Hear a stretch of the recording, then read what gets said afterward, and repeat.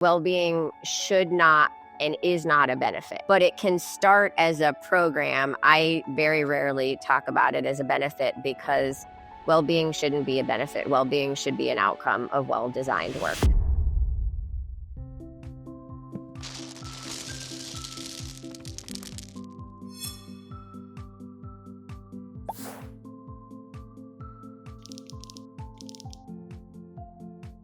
Hello, friends. I'm Ashish Kothari, the CEO of Happiness Squad, and welcome to our podcast, where we share practical tips to make flourishing your competitive edge and help you achieve stellar performance, powered by well-being, not at its expense.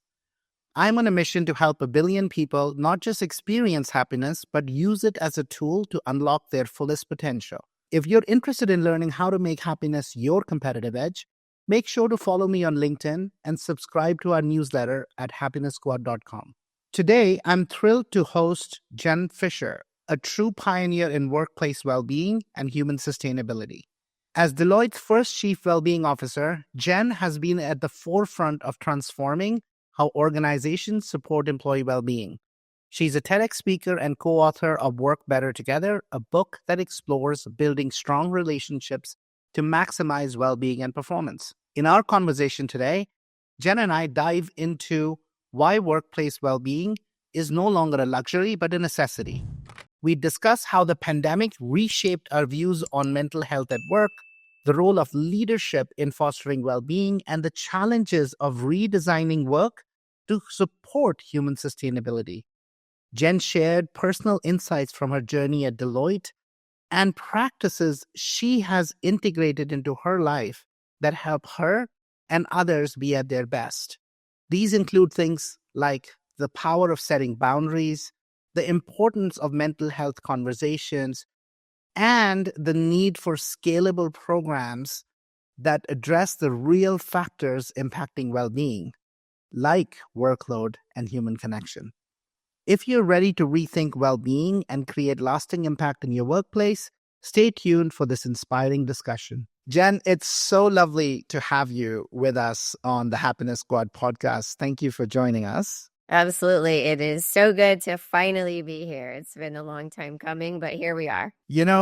We've been talking for a long while. I think it's almost been 2.5 years, because we've been all this on a similar path. And I think your story so spoke to me, what you cared about, right? You were the Chief Wellbeing Officer at Deloitte. I was leading a lot of our well-being efforts at McKinsey before I decided to leave. You've just left Deloitte and are starting something of your own. But before we go to the forward, I want to actually go to the origin story a bit. And I want to hear, Jen, and by the way, we're just friends for those who are listening. Literally, I think so. We were just talking before, and you started at Deloitte in June of 2001. I started at Deloitte in Jan of 2001. And then, you clearly, you spent a lot of time there. I was basically booted out in a year and a half. But anyway, I want to hear about your journey. How did you, a consultant who joined Deloitte, right, along the way became their Chief Wellbeing Officer and really, decided to dedicate your life to this topic? Yeah, absolutely. So as you said, I did join Deloitte in June of 2001, and I actually joined in our marketing organization, which is my background and education. And so people are always like, well, how'd you get from marketing to well-being? And interestingly, the story will all kind of circle back around, but I will say that marketing is a great skill set when you're in the well-being field and you need to convince people that they need what you're selling. So perhaps there's a reason for everything. But like I said, I started in marketing and worked directly with many of our businesses and industries on their marketing and communications plans, both internally and externally. I did that for several years before I was tapped to work with our then Chief Operating Officer. I became his Chief of Staff. He went on to become the CEO, and I stayed as his Chief of Staff for a number of years until he left the organization. And at that point, I did go back into marketing. But the truth is, I was truly burnt out at that time with all of the knowledge and information that I knew about the inner workings of the firm. Everybody kept asking me, what do you want to do? And I had no idea. It was kind of like, who is Jen Fisher? because I had just spent so much time as the chief of staff to somebody kind of, I woke up every day thinking about what it was they wanted and what it was they needed and who they were, not who I was or what I wanted and needed out of my life. And that's a function of the role. I probably would do it differently if I had the chance to go back and do it today, but I think everything points you in the direction. And so coming out of that role, I went back into marketing. I was working directly for the chief marketing officer at Deloitte at the time, but truly, she came to me one day, we were meeting, and her exact words were, "You're struggling. You need to take some time off from work." And I was like, whoa, okay. I'm not showing up as well as I thought that I was. And those words at the time, because she was right, but also, like many, I think, I processed those words as failure. You're not doing good enough. You don't belong here. But the truth is that's not what she was telling me at all. What she was telling me is, you've given so much to your work and to this organization. It's time to take a step back and take advantage of the benefits and opportunities that the firm provides to you and focus on, getting yourself healthy and well, because she saw something in me. She saw potential. And she wanted to help me move from where I was, which was really a complete state of burnout, which I was in denial at the time, to, a much more thriving life and much more thriving career. But you certainly don't see that until, it's in the rearview mirror, if you will. So I did listen to her. I took some time off. I got myself healthy and well. I was really struggling with, anxiety and depression. And so really focusing on my mental health, but also the interconnectedness with my physical health. And I think doing that is what really reignited, and I'm going to say reignited, but reignited my passion for health and well-being. And the reason I say that is, growing up, I was an athlete. I prided myself that no matter how busy I was, I got to the gym for an hour a day.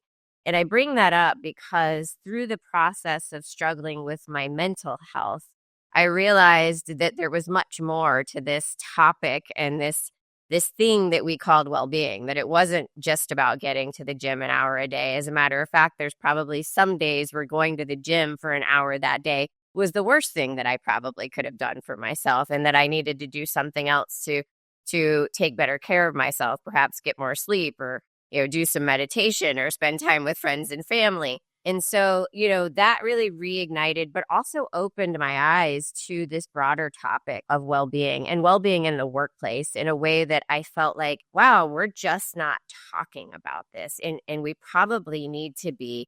But when you're struggling, you feel like you're going through it alone. And so I came back to work. I met with that same leader, who, by the way, is still a very dear friend and mentor. And I told her that I thought I was going to resign, that, I really had kind of reignited this passion. I wanted to help people, not get to where I got, not burn out, not struggle and suffer in order to have a meaningful and purposeful career.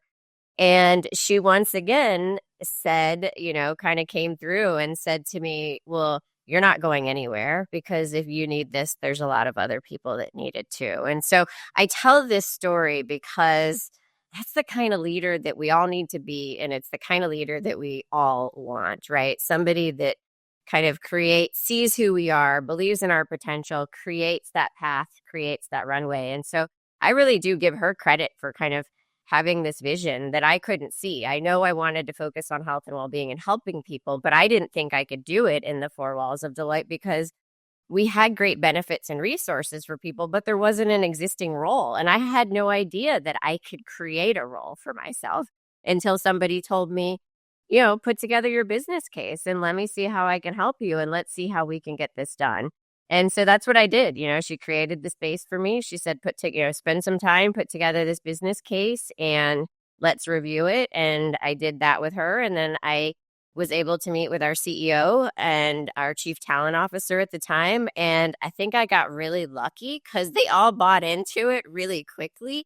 But I think the important thing there is for leaders, perhaps leaders that are struggling with making well-being a strategic priority, is that there's still, unfortunately, this belief that well-being and high performance are mutually exclusive. And the truth is that well-being fuels high performance, especially inside of organizations like Deloitte or organizations that are, kind of hard charging and high performing. Without well-being, you're Absolutely. truly suboptimizing everything that the organization stands for, but especially your bottom line. So we'll get Absolutely. into more about me, but that's kind of the origins of my story and how I got into, the role, if you will, at Deloitte of Chief Wellbeing Officer. I love that story, Jen, of how, you went from marketing, chief of staff to well-being. And I think we were able to really build that business case to be able to get into that role and not just do well-being for yourself, but really figure out how to kind of support. And I can't think of a better place than consulting to do it because, at the end, as consulting firms, I spent 17 years at McKinsey. People is all you got. And I think people pay us to be at our cognitive best, not necessarily to break stones, not maybe the physically best, but, emotionally, cognitively be at our best. And really, I mean, if there is any place you can measure a direct impact around if our people are at our best, we're going to see it. So it's fantastic that you got a chance to actually really hone and learn and practice. And so there's so much that we can learn from that. You wrote a book in Work Better Together, and you really highlighted, right, how well-being is no longer a nice to have, but a must have as part of any thriving organization. So talk to me a little bit around the research you did around why well-being became such a big focus. And, really you hold that well-being should be a critical focus for organizations. Yeah, I mean, it absolutely should. And you just said it, right? If you employ human beings, you have to care about their well-being. And it isn't, you're right. It can't be a nice to have, because if people are struggling, or if people aren't feeling well, if they're not excited or engaged, and the book that we wrote, Work Better Together, was really around relationships and having friends at work. If we continue down a path where this isn't supported, we already know that the path we're on from a work perspective isn't sustainable. The rates of burnout are so high. The rates of disengagement are so high. I mean, things are in many ways worse than they've ever been. And there's probably many, many reasons for that the data shows. But we're at a pivotal point. And I think the pandemic, in many ways, you could say, or I think a lot of us believed, was a silver lining when it came to workplace well-being, because it created we were all standing on the same ground, right? All of the coping mechanisms, whether they were healthy or unhealthy, that we were using pre-pandemic to allow us to continue to show up. And to your point, depending on where we were, like, were we at our cognitive best? Maybe, maybe not. But we had coping mechanisms. We believed that they were working because they were kind of what we'd always done, right? They were the acceptable norms. And then along comes the pandemic, and that is stripped from all of us. And then we're all kind of standing on even ground going, holy crap, like, what do we do now? And I think that was when there was kind of this first realization that we need to do more to support people and to support all people, because everybody was realizing and recognizing that they were struggling, not just certain populations or certain people in the workplace. And so I think that was the first time that we really saw a lot of business leaders, like, that light bulb turning on, and then subsequently making investments and having these real conversations and allowing people's lives to coincide or seep into their work in very vulnerable, accepted ways that perhaps would have never shown up before when we walked through the physical doors of an office. Sadly, though, and I'm going to get to, I know this is a long answer, I think where we are right now is, I think well-being is at risk. And the reason that I say this is because you are seeing a pullback in these investments. And the reason you're seeing a pullback in these investments is because a lot of the things that were done during the pandemic, while they were well intended, are no longer or just aren't having the impact that leaders believe that they would have. And so they're looking at these things saying, well, there's not an ROI on it, or what do you want me to do? Everybody's still telling me they're burnt out and everything about work sucks. And so my answer to that is, it's not a time to walk away from well-being. This is a signal that well-being is more important than ever. But there's an and, right? Like, we need the right programs, tools, and resources. That's foundational. That's almost non-negotiable for thriving businesses. But what we have yet to unlock and to really solve is the and. And so we know that the things that are having a significant impact on people's well-being at work is not the fact that they don't have a meditation app. It's that they're overworked, they're overwhelmed, there's, lack of clarity, lack of direction in mission and purpose. There's people are feeling disconnected from their work. There aren't strong relationships in the workplace, or those relationships are kind of falling by the wayside because things have become so task-oriented. These are the types of things that are really eroding well-being at work, and they're more related to flow of work and design of work versus what tools and resources do you have. And so then people don't take advantage of the tools and resources, because if you're overwhelmed and overworked, how do you have time to take advantage of a meditation app? So I think we are so of like mind here. We're so of like mind, right? And I actually, I talk a lot around this notion of, the work that we're doing now, Jen. I completely understand the pullback from well-being. In fact, that's the first thing I often tell clients is, I have something that really focuses, we've built something, as you said, and this was last year, my colleagues at McKinsey, published this research where 97% of the drivers of burnout are all around job team organizations. 72% of well-being is around the design of job teams and organizations, right? It's not about individuals. And, Barbara and I work very closely together. And she always says this, you can't yoga your way out of this crisis, which is what most, programs well-being are. So we're doing some work, right, with Google right now. And even if you think about that organization, a big chunk of their work is around EAP, which is if people are struggling, I want to make sure we support them. And then the rest of it is all around the individual. But nothing is about proactively shaping and changing work where flourishing becomes integrated into how we work. And that's why most of these Where programs I talk about it as an outcome. Yeah. Right. That's why most Yeah. programs have zero ROI. So my pitch to most organizations is, you absolutely should cut your well-being programs and reinvest those dollars in programs that will actually, first of all, change work. And hence, implicitly, there is another pivot here, right? Which is, instead of having a well-being program be a benefit, which you think about a split the pie using Alex Edmonds' work approach, let's actually make it every leader's responsibility, not the HR benefits chief well-being officer's work. Let's give them the skills and the tools they need to change work and engage with their teams almost on a monthly basis, right? So we actually move the needle on this thing. And this is 100%, absolutely, without a doubt, the only way to move the needle. It is not throwing more money at tools and programs. Your workforce will tell you they don't need you to schedule a yoga class for them. They are more than capable of scheduling their own yoga class. But what they do need you to do is create work and work environments that are sustainable so that they can schedule and go to their yoga class.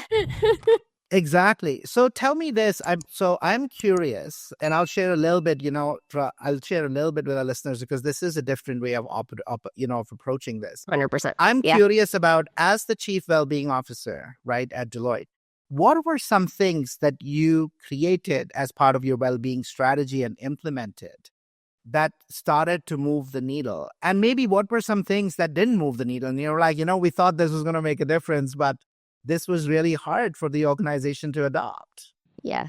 So that's a really good question, especially, I think, following what we just said, because while I do think that there is opportunity to stop investing in certain programs so that you can reinvest it in the redesign of work or the flow of work and what that looks like. I think it's important for anyone that is just starting or not that far. I mean, there's a maturity curve here, right? And so you do have to start at the beginning, right? Like the first thing we did was, it sounds silly, but create a language and a framework. What does well-being What is actually mean well-being? yeah, like what does it mean at your organization? What can you expect? What does that look like within, the four walls? What does that look like with the types of work that people are doing, right? And so if you think about a organization like a Deloitte or McKinsey, perhaps not as much McKinsey, but at Deloitte, the four distinct businesses, you have audit and tax busy season, right? And so well-being is actually going to look and mean something different during those periods of time. And what I think is important is recognizing and acknowledging that, right? And telling people like, hey, during these periods of time, there's going to be a much higher focus. You're going to work longer hours. We're going to be up against deadlines. That's true with any large consulting project, but that's true in any business and any job almost, right? But what we don't do is create clarity around that. Like, what does that mean? What can I expect? Because human beings, if we know what to expect, if there's clarity, we can rise to the occasion, especially knowing that there's an end, right? Like there's a light at the end of the tunnel. As soon as this is over, I can operate at a much normal pace and kind of take advantage of a different flow of work. But you do have to start with kind of like this language, this definition. What can you expect? Provide clarity. Brené Brown says clear is kind. That applies in this situation. And then you do need to have a good foundation of programs and tools for people, because they do, we talk about, you can't like self-care your way out of a bad work environment or toxic work environment.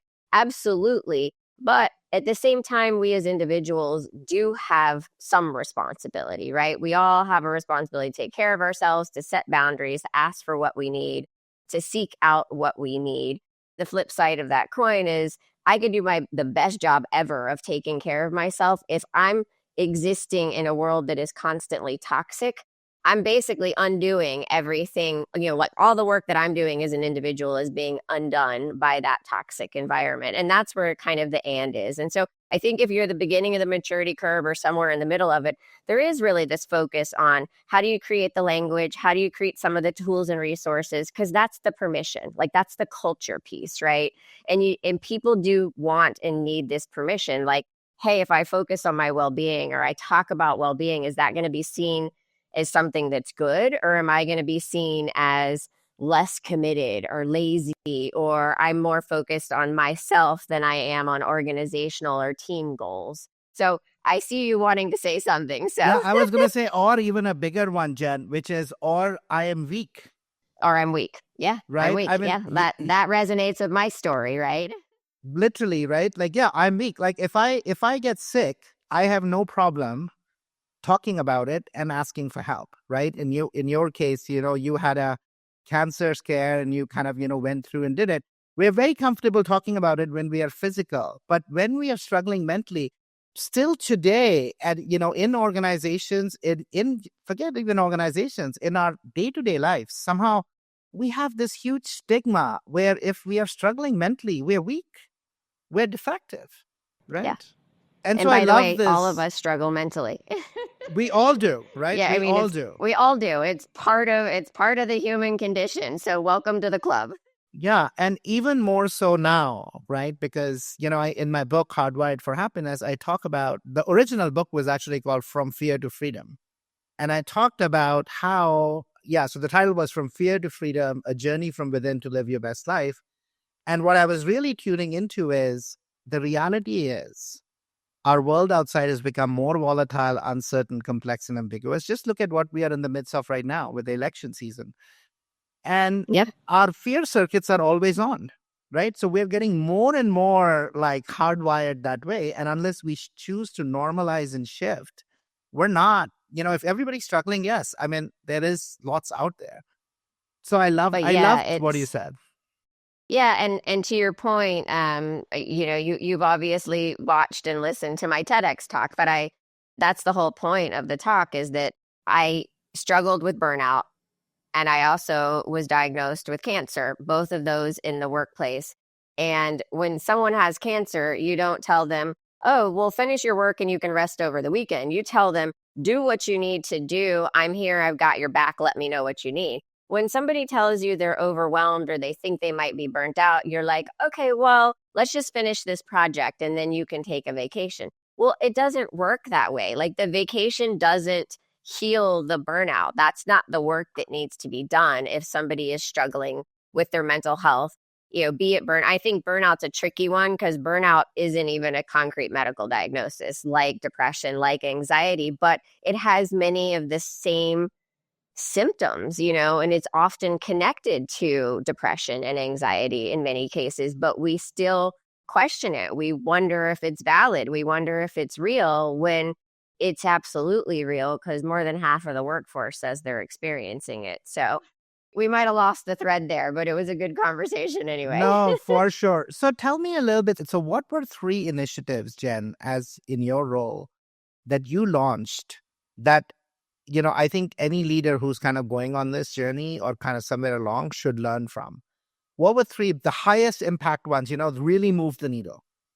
Yeah. So, and they all kind of like blur together. I think that, the first one was obviously the launch of kind of the program itself. And if you're at the beginning, it does need to be programmatic because it needs to kind of, be housed in something that people feel like they can point to, that they can relate to, that they have clarity as to what it is.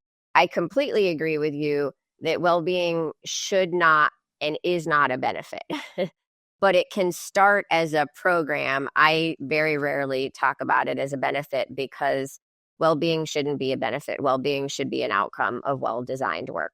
I think what was super impactful for us at Deloitte was a ambassador program that we created and that we engaged our workforce in. And so what we realized, we didn't set out to create this ambassador program, but what we realized, kind of midway through my journey in the role was that there were a whole lot of people in the organization that were passionate about this topic called well-being.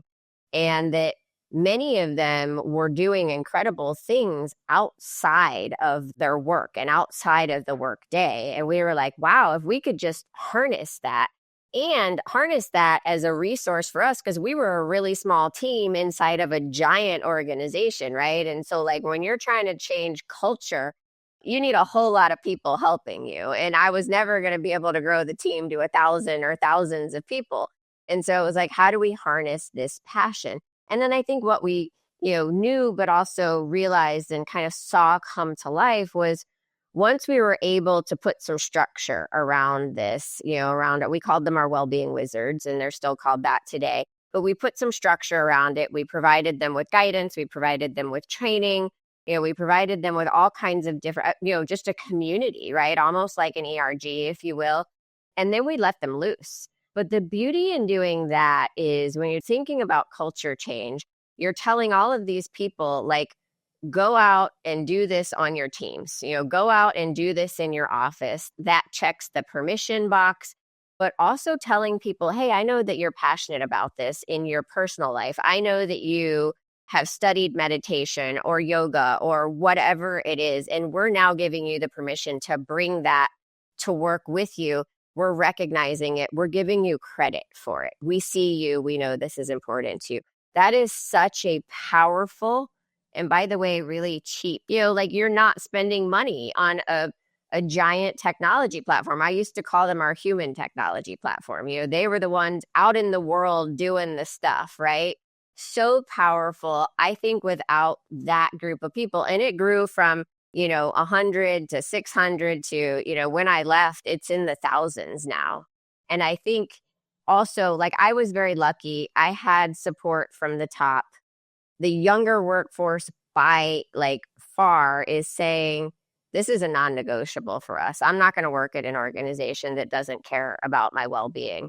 And then it's, those like myself that are, we're in the middle that like, we're like, oh, wait, can we really ask for these things? We just kind of accepted that work is the way that it was, So I think learning a lot from that younger generation. And I think, where we are now with that is also we need to be having these real conversations about like solving the problems of work. And we need to be listening to one another because I see a lot of finger pointing going on, but we can get to that later. So that was incredibly impactful as a program or as something that we did to really shift culture in mindset. I think to kind of add the third thing there, before I left Deloitte, we had started to go down this path of not a rebranding of well-being, but a broader look at what we were calling human sustainability. And so really, what are the things that matter to human beings at work? Belonging, inclusion, well-being, like what are the true kind of human aspects of work and the things that people need and that they're looking for, that in their minds, if they get that from their organization, they feel like it's value add. Learning and development is another one, right? And so how do we string all of these things together? Climate change and working for an organization that is, supporting, climate sustainability. How do you string all of those things together in a way that adds value to your workforce as human beings, not as people that are going to work harder and longer hours because you're doing these things for them, but creating this more virtuous cycle around, yes, you work for me and I pay you, but I also, as an organization, have an obligation to make people and therefore society better. So it's just kind of this broader view of like, how do we move the needle from like what you said, that, well-being is this solely the responsibility of the individual person, to this more holistic kind of value add virtuous cycle between people and organizations and the societies and communities in which they operate. And so that's still kind of being developed and figured out. But I do think that that's the next horizon. And I'm really proud that I was at least able to be at the beginnings of that. We hope you're enjoying this episode and would love your help in spreading awareness and furthering our mission to help 1 billion people rewire for happiness. Please consider leaving us a review and sharing this podcast with others in your personal and professional life who you feel could benefit from some of these very insights. It's a really simple way to extend and spread positivity. Also check out Rewire, our proprietary offering to move you from knowing to doing, on the Happiness Squad website, www.happiness.squad.com. Rewire uses the science of habit formation and the power of community to help you build happier habits in 5 minutes or less daily.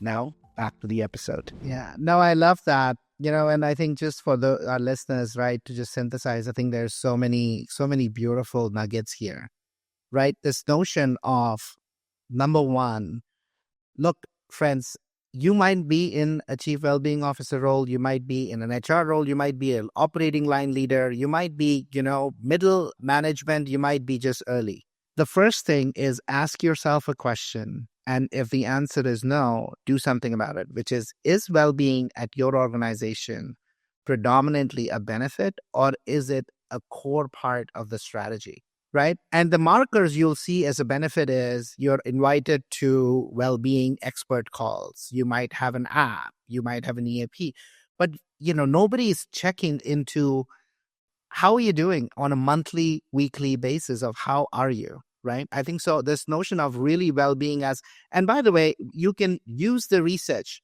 Please use it. You'll put it in the notes. Here's the ROI, 2 to 3.5% higher shareholder returns year over year versus competitors, 30 to 50% higher shareholder value that the strategy can create. You won't find anyone else, any other strategy that gives you this level of impact Return. while amplifying the impact of every other strategy, right? So number one, and really have that conversation. Hey, is well-being a benefit, or is it really a core part of how we get the best out of our teams? Have that conversation with that data. Number two, having said that, it is important to actually have a program and have a launch and talk about it. And the reason we want to talk about it is because, Jen, you're legitimizing the conversation around well-being, physical, mental, emotional, spiritual, as it is okay. It is not, if I talk about I'm struggling, it's not because I'm weak. It's because I think, look, collectively, we can, one, offer help. But secondly, it's an invitation. If you're a leader, if somebody is struggling, that means you're only getting 30-40% of what you're paying them. It doesn't matter the hours they put in, right? It's the output. So you have a financial fiduciary responsibility to actually take action, and you have to make it okay. I wish humans came with like a meter on their head that said, I am red. And so everybody saw it. We don't come with that. So you can have somebody perfectly put together in front of you, holding themselves, everything is good. And deep inside, they are 100%. completely one little thing away from full breakdown, right? So let's legitimize it. Let's actually make it. And I think that's what programs can do. Like this notion of what well-being means. How do you know where you are? Because we're not taught this. So I think that's a very second important one. If you have one, it's great. Go relaunch it. So it's front of mind for people, and you say it is okay. And I think the third one, which I really, really loved, and it reminds me of the G peers, at Google, this model of scaling programs. That's how they scale search inside yourself. We have a similar model we used to have at McKinsey. They say if you cut me, I bleed blue. It's been 2 years since I left McKinsey, and I still refer in the we, because I love the firm. I absolutely love the firm. I was there for 17 years. But I think the You will third, always be a we. it'll always be a we, I think, till I die. But this notion of, look, there are people who care about this, and I think that's a very powerful way to scale it. And I love the concept of whether it's an employee resource group, but really ambassadors, these, what I would call warriors of light and well-being. I loved your well-being wizards. I think that's a fantastic name.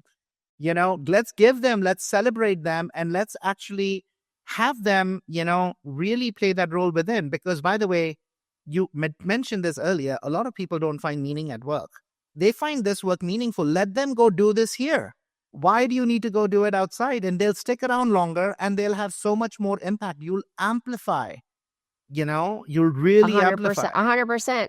And I think what we also found is that when you have these people that are doing it on a team within an office, we all look to each other, right? To understand what are the accepted behaviors? What are the accepted norms? Can I really do this? Should I really do this?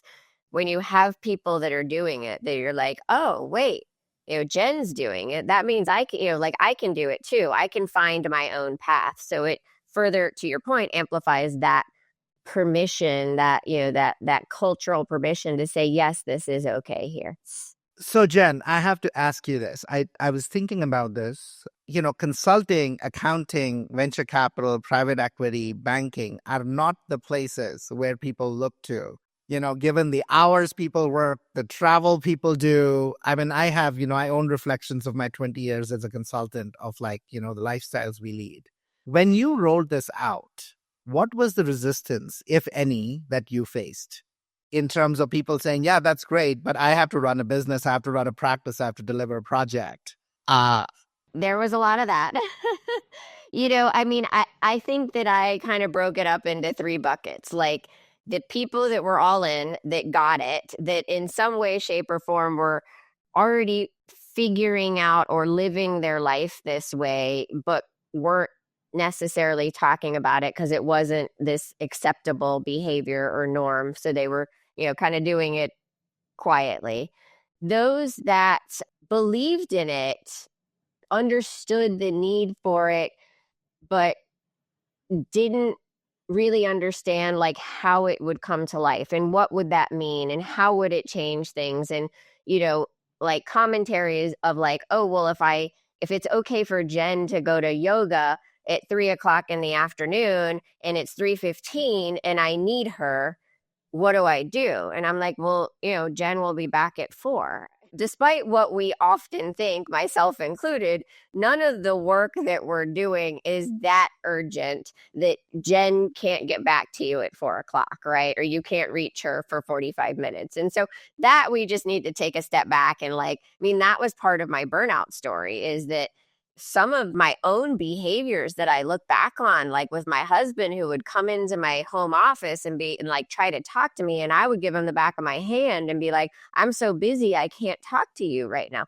Like, who is that person? And is that really who we want to be, right? Like, but we kind of take on this thing that like our work is so important. There's no way that anybody that's not doing this work can understand how important it is because you're just not part of this, you know? And so we do need to kind of break away from that, you know? And so, I mean, you kind of have to start little by little to show these people and these leaders, like, this is what it looks like, and this is what it actually means. And by the way, the world's not going to come to an end. And oh, by the way, even further, if you give it a little while to play out, what you will see is increased engagement. You will see people that are happier and more engaged in work, which then makes their work product better, which then allows them to actually potentially do even more work because they are more engaged. They're more cognitively prepared to take on these challenges, and they want to do more because they can do more and they're feeling good.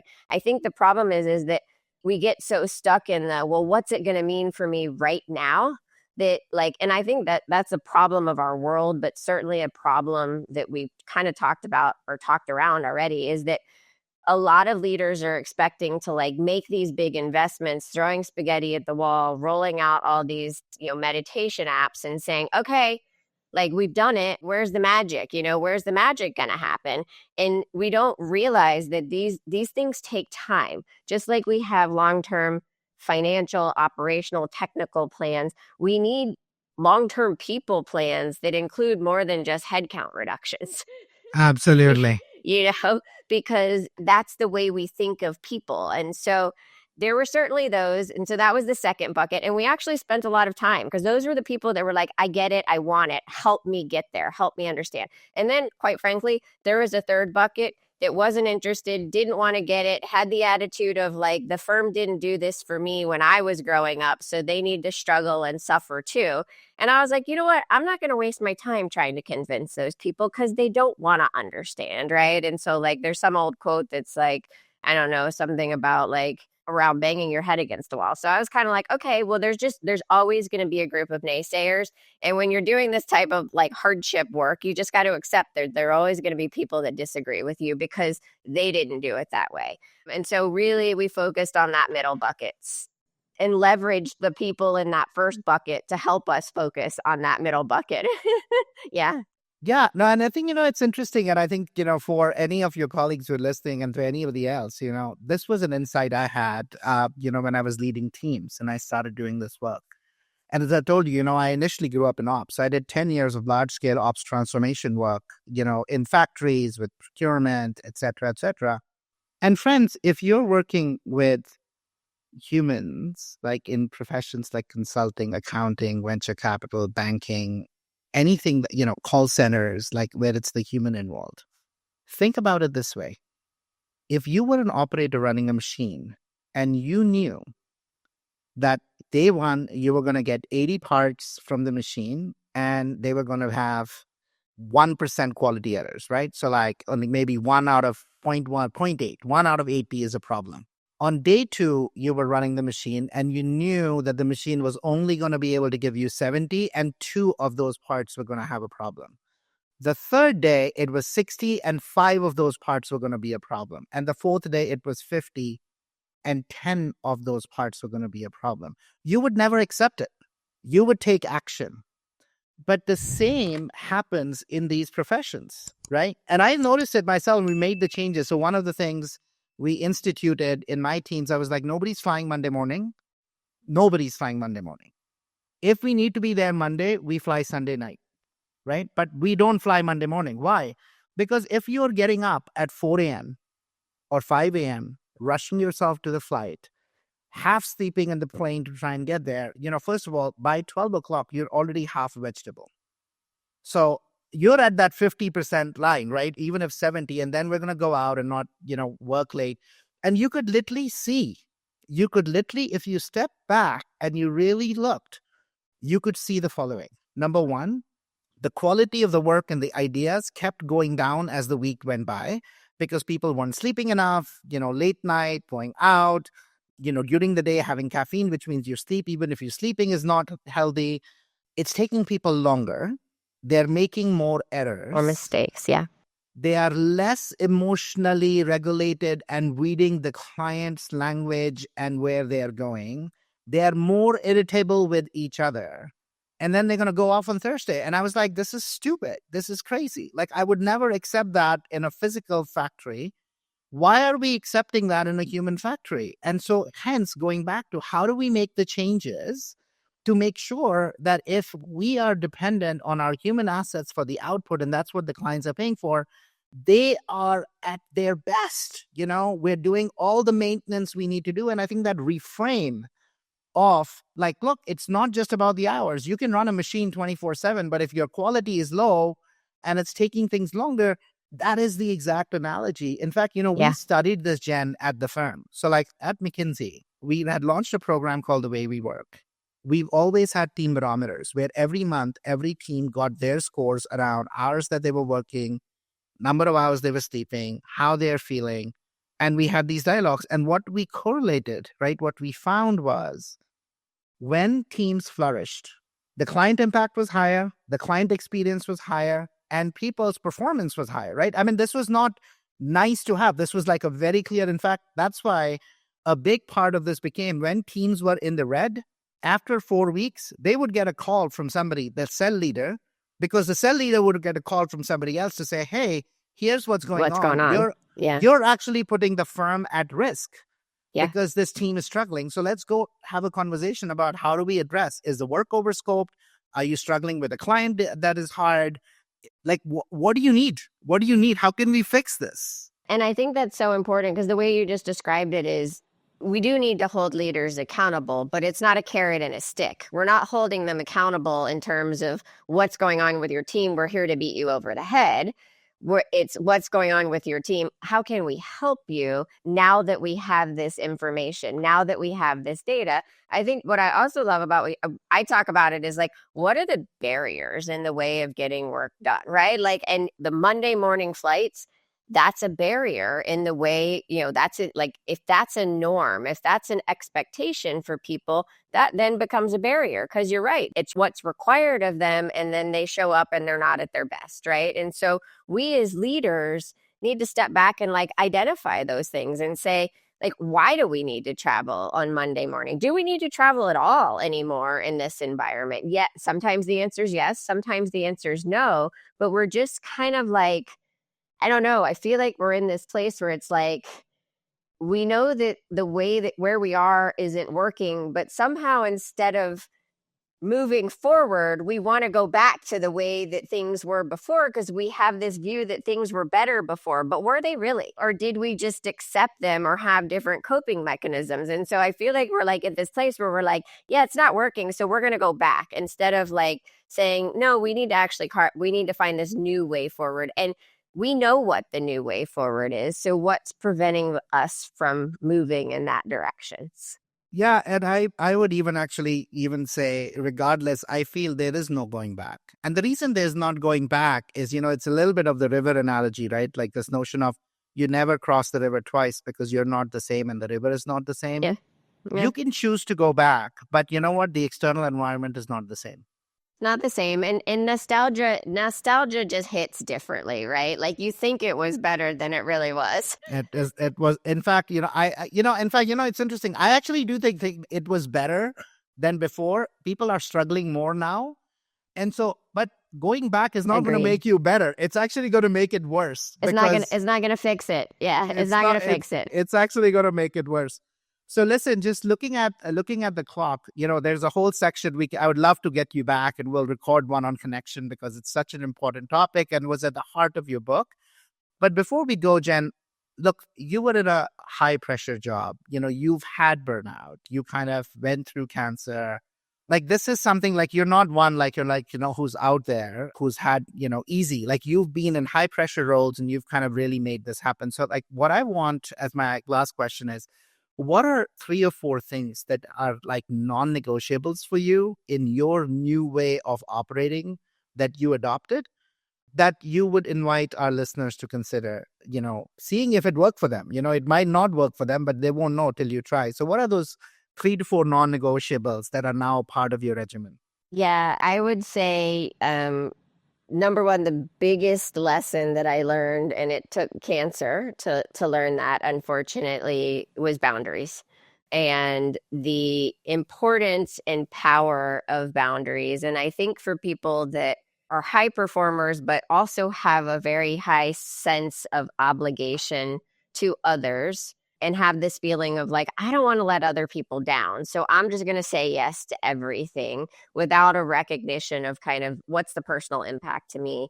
I try to talk about boundaries, or I look at boundaries now, and so many other people have said this is, if you're saying no to something, you're saying yes to something else, and so if you're saying no to something, hopefully you're saying yes to yourself.